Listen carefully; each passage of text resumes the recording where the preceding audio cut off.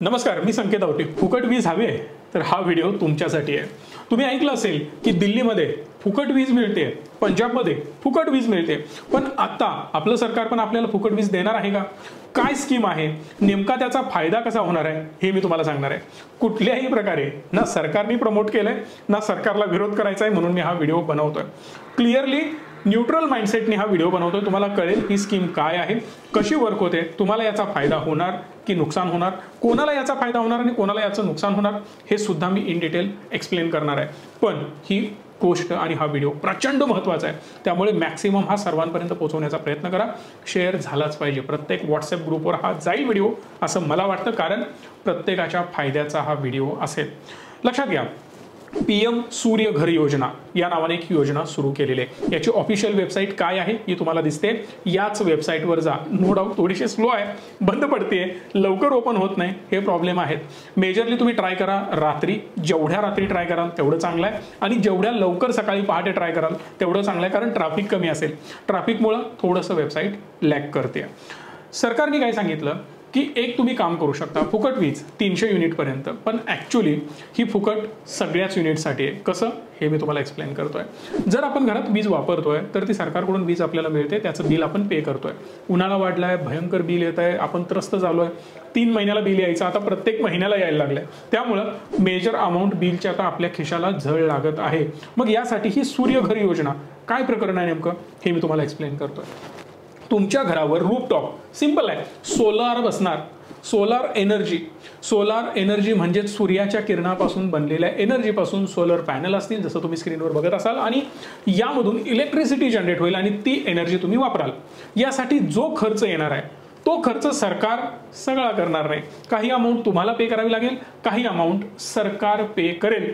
जी amount सरकार पे करेल त्याला आपण सबसिडी म्हणू. ही सबसिडी तुम्हाला मिळणार आहे, म्हणजेच तुम्हाला इन द सेन्स जो वेंडर बसवायला येईल त्यालाच ते डायरेक्ट पैसे मिळतील. उरलेली अमाऊंट तुम्हाला भरायची आहे. म्हणजे काही खर्च तुम्ही कराल, काही खर्च सरकार करणार आहे. पण एकदा का सोलर पॅनल बसले की ते लॉंग टर्म मध्ये चालतात, म्हणजे आज बसवले उद्या खराब झाले असं बिलकुल होत नाही. मग याच्या ॲडव्हान्टेज आणि डिसएडव्हान्टेज दोन्ही बाजू आपण बघणार आहोत.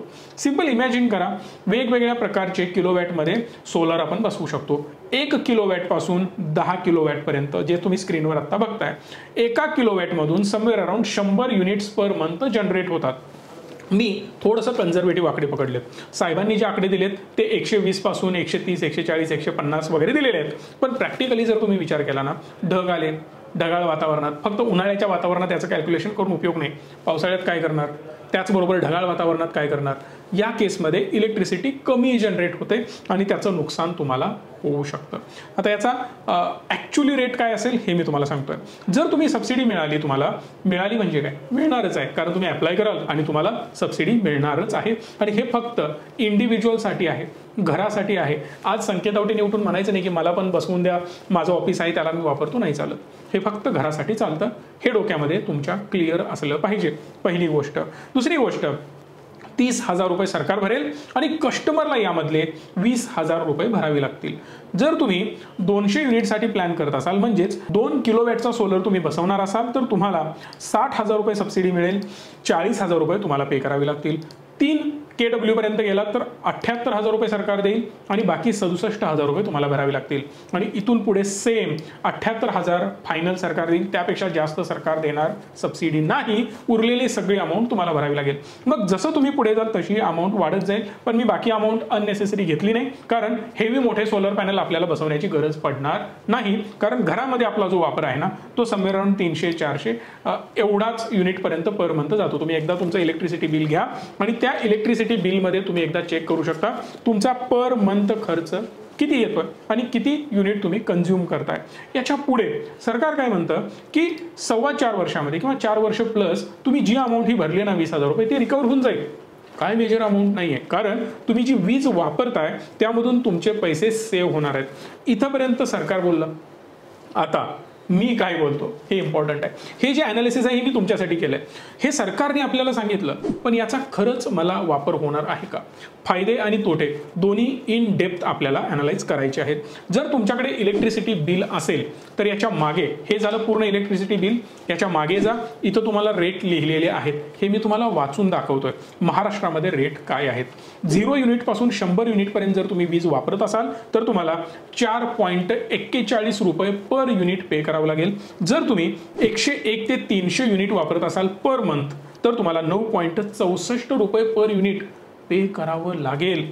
301 पासून जर 500 युनिट तुम्ही प्रत्येक महिन्याला वापरत असाल तर 13.61 रुपये, आणि 500 युनिटपेक्षा जास्त वापरला तर 15.5 रुपये तुम्हाला पे करावे लागतील, which is one of the highest rate. जर हा रेट तुम्ही इतर राज्यांमध्ये चेक केला ना, खूप लोएस्ट आहे. जसं की तमिळनाडूमध्ये वगैरे जा किंवा इतर राज्यांमध्ये जा, 2 ते 6 रुपये मॅक्सिमम तुम्हाला पाहायला मिळतात. आणि काही राज्यांमध्ये तर वीज फुकट आहे. कर्नाटकामध्ये शेतकऱ्यांना वीज फुकट मिळते, दिल्लीमध्ये वीज फुकट आहे. तुम्ही गेलात पंजाबमध्ये तर पंजाबमध्ये वीज फुकट आहे. असं बऱ्याच राज्यांमध्ये आता हे सगळी प्रकरणं सुरू आहेत. पण जाऊ दे, आपण महाराष्ट्रातले आहोत, तुफान पैसा आहे आपल्याकडे, आपण खर्च करायचं, काही हरकत नाही. पुढे जाण्याआधी सगळ्यात इम्पॉर्टंट गोष्ट, आपली आता ऑफलाईन बॅच होते. कोल्हापूर, पुणे, मुंबई, नागपूर, नाशिक सगळीकडे होणार आहे. सो लवकरात लवकर जर तुम्हाला जॉईन करायचे असेल, लिमिटेड सीट्स आहेत, डेट्स ठरलेले आहेत. एकदा या नंबरला कॉल करा, सविस्तर माहिती घ्या आणि सीट आजच बुक करा, कारण परत ही संधी मिळणार नाही. कारण वर्षातून एखादी बॅच आम्ही रिपीट करतोय त्या पर्टिक्युलर सिटीमध्ये. आता त्या गोष्टीवर जायला नको. रेट जर तुम्ही बघितले 4.41, 9.64 अशा प्रकारे हे रेट तुमचे वाढत जातात. जसं तुम्ही ती ब्रॅकेट क्रॉस करत पुढे जाता तसे हे रेट तुमचे वाढत जाणार आहेत. पण एक इम्पॉर्टंट गोष्ट इथं लक्षात घेण्यासारखी ही आहे की 500 युनिट पर्यंत 13.61 आणि तिथून पुढे अगेन 15.57 रुपयाप्रमाणे हा रेट आपला जाणार आहे. बट याच्या पुढे इम्पॉर्टंट गोष्ट, माझं बिल किती येईल? आपण इमॅजिन करूया, एक व्यक्ती 100 युनिटपेक्षा कमी युनिट कंझ्युम करतोय, 100 पेक्षा कमी. मग याचा अर्थ 4.41 प्रमाणे हा तुमचा रेट 441 रुपये बिल देणार आहे जर तुम्ही 100 युनिट वापरला तर. 1 वर्षाची कॉस्ट येणार आहे 5,292 रुपये. कारण पूर्ण वर्षाचं जर बिल मी एकत्रित केलं तर 5,292 समवेअर अराउंड 5,300 रुपये माझं बिल येईल. एक गोष्ट व्यवस्थित लक्षात घ्या, प्रत्येक महिन्याला सेम बिल आपलं बिलकुल येत नाही, कमी जास्त होत राहतं. कारण आपला वापर जसा कमी जास्त होईल तसं माझं बिल कमी जास्त होत राहणार आहे. सेम जर मी 400 युनिट वापरतोय तर माझं बिल हे 13.61 रुपये प्रमाणे कॅल्क्युलेट होईल आणि 5,400 रुपये मला पे करावे लागतील. जर तुम्ही असं कॅल्क्युलेट केलं की 400 रुपये 100 युनिटला येतं तर 4 चौक 16, 1600, 1700, 1800 रुपये मला पे करावे लागतील. पण ॲक्च्युली त्याच्या डबलपेक्षाही जास्त तुम्हाला पे करावं लागतं. रिझन बिहाइंड दॅट की त्याचं कॅल्क्युलेशन 13.61 रुपयाने होतं आणि म्हणून आपलं बिल हेवी येतं. एक सिंपल लॉजिक लक्षात घ्या, अतिच लोअर मिडल क्लास कॅटेगरीमध्ये ज्याच्या घरामध्ये फक्त बल्ब्स आहेत आणि एखादं छोटं मोठं उपकरण आहे त्याचं बिल 100 युनिटच्या आत येऊ शकतं. पण ज्याच्या घरामध्ये फ्रीज आहे, वॉशिंग मशीन आहे, फॅन आहे, AC आहे, त्या तुलनेमध्ये तुमचं बिल हे वाढत जाणार आहे. आता बेअर मिनिमम प्रत्येकाच्या घरामध्ये ॲटलिस्ट फ्रीज तरी असतो, फॅन तरी असतात आणि एखादा TV वगैरे असतो आणि बाकी मग मोबाईल चार्जिंग वगैरे हे सगळं सुरूच असतं. परिणामी आपलं बिल जे आहे ते 200 युनिट प्लस कायम राहतं किंवा ॲव्हरेज 200च्या आसपास येतं आणि म्हणूनच आपलं जे बिल आहे ते 1,000, 1,200, 1,500, 2,000. मग तुमचं लाईट बिल ॲक्च्युली किती येतं ना, मला कमेंट बॉक्समध्ये सांगा, बघूया कोणाचं किती इलेक्ट्रिसिटी बिल येतं. खेडेगावांमध्ये होतं काय, शेतकरी वर्ग असतो आणि मेजरली शेतकऱ्याला शेतातूनच वेळ मिळत नाही. सो त्याला वेळ नाही आहे की बाबा मी एवढे सगळे उपकरणं बसवतो आणि वीज जास्त कंझ्युम करतो, कारण त्याला घाम पुसूपर्यंत पुरं झालं आहे, अक्षरशः हालत वाईट आहे. मग त्यातच त्याचं जे बिल आहे ते मिनिमम राहणार आहे 100च्या. पण नॉर्मली जसं तुम्ही सिटीमध्ये जाल ना तशी तुमची लाईफस्टाईल बदलत जाते. भलेही सिटीमध्ये तुम्ही खूप कमी पगाराचा जॉब करत असला तरी सुद्धा तुमचं इलेक्ट्रिसिटी कन्झम्पशन हे जास्त असतं, कारण ॲव्हरेज लाईफस्टाईल तुम्ही तिकडे मेंटेन करता आणि त्यातच तुमच्या घरामध्ये एखादी इलेक्ट्रिक व्हेकल वगैरे असेल त्याला आणि चार्ज करत असाल तर प्रश्नच नाही. आता यामध्ये होणार काय बघा, पहिली गोष्ट जागा किती लागणार. जर तुम्ही 1 kWचा प्लांट बसवत असाल किंवा एक सोलार रूफटॉप बसवत असाल तर तुम्हाला लागेल 130 स्क्वेअर फूट. आता 130 स्क्वेअर फूट म्हणजे किती, आता ज्या मी रूममध्ये शूट घेतोय ही सगळी रूम मिळून आहे 130 स्क्वेअर फूटची. समवेअर अराउंड पकडून चाला तुमची जी आता बेडरूम आहे ना ती बेडरूम एवढी जागा वर लागणार आहे ते बसवण्यासाठी. पहिला आणि महत्त्वाचा प्रॉब्लेम, यानंतर जसं तुम्ही वाढवत जाल तसं 200 square foot, 300 square foot, 400 square foot असंही खाली वाढत जाणार आहे. मग अननेसेसरी बाकी खालचे कॅल्क्युलेशन केले नाहीत, कारण त्याची गरज शक्यतो कोणाला पडणार नाही. ही पहिली गोष्ट. आता दुसरी गोष्ट, जर या व्यक्तीला त्याचा फायदा घ्यायचा असेल, ज्याचं युनिट 100च्या आत आहे, त्या व्यक्तीचं घर हे स्लॅबचं असणं गरजेचं आहे. जर तुमचं घर स्लॅबचं नसेल तर तुम्ही बसवणार कुठे? समजा खापऱ्याचं घर आहे किंवा वर पत्रा आहे, तर या केसमध्ये परत त्याला बसवण्यासाठी तुम्हाला सेपरेट स्ट्रक्चर बनवावं लागेल. म्हणजे काय? खापरे असतील तर परत लोखंडी चॅनल वगैरे उभा करून तुम्हाला एक त्याचा बेस बनवावा लागेल.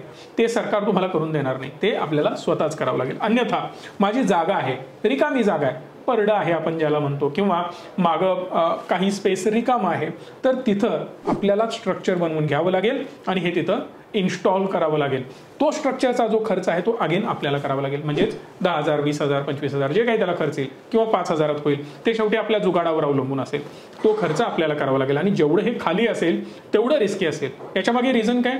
जर हे खाली असेल तर त्याला कोणीतरी ठोकण्याचा प्रॉब्लेम येऊ शकतो. कोणी काही बडवलं, कोणी काही आदळलं तर हे पॅनेल क्रॅक जातात, त्याची वॉरंटी तिथं संपते. आणि यामध्ये रिपेअर करण्यासारखी गोष्ट काही नसते. तुम्हाला ते पॅनेल रिप्लेस करावं लागेल आणि त्याची कॉस्ट सबसिडीमध्ये येणार नाही. ते तुम्हाला ज्या प्राइसला आहे त्या ओरिजिनल प्राइसला परचेस करावं लागेल. लेट्स से इथं हे जे 30,000 रुपये एक्स्ट्रा सरकारने स्वतःच्या खिशातनं घातलेत ते इथं जाणार नाहीत. म्हणजे काय? जी कॉस्ट येणार ती नवीनची सगळी आपल्याला बेअर करावी लागेल आणि त्याचं मेंटेनन्स सरकार नाही करणार, आपल्याला करावं लागेल. आणि तो सगळा खर्च, तो मेंटेनन्सचा खर्च आपल्या खिशातून जाईल. इथून पुढे येणारा सगळा मेंटेनन्स हा आपल्यालाच करावा लागेल आणि तो खर्च आपल्याच खिशाला लागणार आहे. आता तुम्हाला एक प्रॉब्लेम येऊ शकतो बरं का, माझ्याकडे एवढे पैसेच नाहीत, काय करू? ऑलरेडी माझ्याकडे पैसा कमी आहे म्हणून तर सरकारी योजना देते आणि तुम्ही म्हणताय मला 20,000 भरा, 40,000 भरा, 60,000 भरा, कुठनं आणू पैसे? तर या केसमध्ये गव्हर्नमेंट तुम्हाला लोन सुद्धा देतं. गव्हर्नमेंट इन द सेन्स तुम्ही सरकारी बँकांमध्ये जाऊन यासाठी लोन सुद्धा घेऊ शकता. सोबत आपल्याला एक नेट मीटर बसवावं लागेल. आता नेट मीटर हे काय प्रकरण आहे? एक गोष्ट लक्षात घ्या, जेव्हा आपण इलेक्ट्रिसिटी बनवतो, आता आपण मॅन्युफॅक्चरर झालोय बरं का, आपण बिझनेसमॅन झालो, माझ्या घरामध्ये स्वतःची वीज बनते, मग सरकार काय म्हणेल? एक्स्ट्रा वीज तुमच्याकडे बनते का? हो बनते, ती वीज तुम्ही परत घ्या. ते नेट मीटर काय काम करेल? एक्स्ट्रा जी वीज आहे ते फिरवून परत गव्हर्नमेंटला देईल आणि गव्हर्नमेंट ते दुसऱ्या घरांना देणार आहे. सिंपल लॉजिक आहे. आणि ते दिल्याच्या बदल्यात तुम्हाला गव्हर्नमेंट क्रेडिट देईल की या महिन्यामध्ये तुम्ही एक 25 युनिट मला दिलेले आहेत, हे 25 युनिट तुम्ही आता सरकारचे पण वापरू शकता.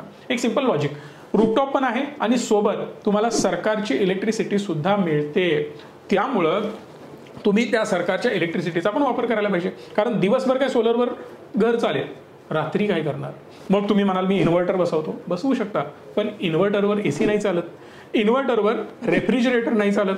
मग त्या लेवलचा इन्व्हर्टर जर तुम्ही बसवला त्याची कॉस्ट हेवी जाते, हे पण लक्षात घ्या. आता बरेच इन्व्हर्टर आहेत ज्यावर एसी, रेफ्रिजरेटर आणि बाकी सगळे इक्विपमेंट पण चालतात. आता माझ्या ऑफिसमध्ये तो आहे, फॅन्स वगैरे सगळं काही आमचं इन्व्हर्टरवर चालतं, पण त्याची कॉस्ट ह्यूज जाते, ज्यामुळे तुमचा खर्च अगेन वाढतो. आता दुसरी इम्पॉर्टंट गोष्ट यामध्ये ही लक्षात घेण्यासारखी आहे, जर तुम्ही सोलर बसवला तर सरकारचं लाईट सुद्धा तुम्ही वापरणार, कारण तुम्हाला रात्री वापरायचे आहे. या केसमध्ये भले तुमचं बिल नाही येईल, पण युनिट जरी लेवलला झाले तरी बेअर मिनिमम अमाऊंट ही तुम्हाला सरकारला पे करावी लागते ॲज अ इलेक्ट्रिसिटी बिल. हे तुम्हाला माहिती आहे का? एक गोष्ट करून बघा, या महिन्यामध्ये तुमचं घर जरी बंद असलं, एक युनिट सुद्धा जरी तुम्ही वापरलं नसलं तरी सुद्धा मिनिमम चार्ज हा पे करावाच लागतो. म्हणजे काय? मिनिमम चार्ज तर तुमचा प्रत्येक महिन्याला जाणारच आहे. पण डिस्पाइट ऑफ एव्हरीथिंग मेजर काही फरक पडेल असं मला बिलकुल वाटत नाही. कारण इयरली जर बघितलं तर समवेअर अराउंड यामध्ये, या कॅटेगरीमध्ये जे लोक येतात त्यांचं इयरली बिल 23,000 रुपये, 50,000 रुपये या रेंजमध्ये येतं. तुमचं इयरली बिल काय आहे? कमेंट बॉक्समध्ये सांगा. एवढं हेवी इलेक्ट्रिसिटी बिल जर माझं येत असेल तर त्या केसमध्ये 40,000, 70,000 रुपये द्यायला मला काहीच हरकत नाही आहे. कारण 60,000, 70,000 रुपये जातील आणि त्या बदल्यात 20,000, 30,000, 50,000, 60,000ची माझी वीज वाचेल. परिणामी मी बचतच करतो, हे मात्र नक्की. फक्त या सगळ्यामध्ये एक गोष्ट लक्षात ठेवा, त्याची सिक्युरिटी खूप महत्त्वाची आहे. जर कोणी त्यावर काही बडवलं, जर तुमचे हितचिंतक भरपूर असतील तुमच्या एरियामध्ये, तर 100% तुम्हाला तो धोका आहे. कारण येणाऱ्या काही वर्षांमध्ये आपले हे पैसे भेटणार आहेत. सरकार काय म्हणतं? जो तुमचा पेबॅक पिरियड आहे तो समवेअर अराउंड 4 वर्षापासून 6 वर्षाचा आहे. आपण इमॅजिन करू की 4 वर्षांमध्ये माझे पैसे फिटणार आहेत, पण 4 वर्षाच्या दरम्यान जर कोणी तिकडे काही गडबड केली, त्याला डिवचलं, ठोकलं, मोडलं, तोडलं किंवा आपल्या हातून काही चूक झाली, मुलं क्रिकेट खेळतायत, मोठ्याने काहीतरी त्यावर आदळलं, तर या केसमध्ये ते खराब होण्याचे चान्सेस आहेत किंवा जाणून बुजून. आता मेजरली छोट्या मोठ्या गोष्टीने त्याला काही डॅमेज एवढा होत नाही, पण जाणून बुजून जर कोणी काहीतरी करायचं म्हटलं किंवा एकदमच मोठी वस्तू त्याला आदळली तर मात्र तो खराब होण्याचे चान्सेस आहेत. सो मेजर प्रॉब्लेम मेंटेनन्स एक डोक्यामध्ये ठेवा. आणि जर तुमच्याकडे सगळं काही सेफ असेल तर खरंच या योजनेमधून पैसे वाचू शकतात. फक्त आता एक डोकं लावायचं आहे आपल्याला, फ्रॉड वेबसाईटवर जायचं नाही. कारण याच्या फ्रॉड वेबसाईट बऱ्याच आहेत ज्या तुमच्याकडून पैसे उकळण्याचा प्रयत्न करतील. ते सगळे फ्रॉडस्टर आहेत. सरकारी वेबसाईट कशी ओळखायची? एकतर ही लिंक तुमच्याकडे दिसतेच, हे टाईप करून तुम्ही सर्च करा. आणि महत्त्वाची गोष्ट, स्लो चालते, सरकारची वेबसाईट असते. चलो जोक सपाट. तुम्हाला ही योजना कशी वाटली मला कमेंट बॉक्समध्ये सांगा. व्हिडिओ आवडला असेल तर लाईक करा, मॅक्सिमम लोकांपर्यंत पोहोचवा आणि चॅनलला सबस्क्राईब करा. धन्यवाद. Stay tune and stay positive.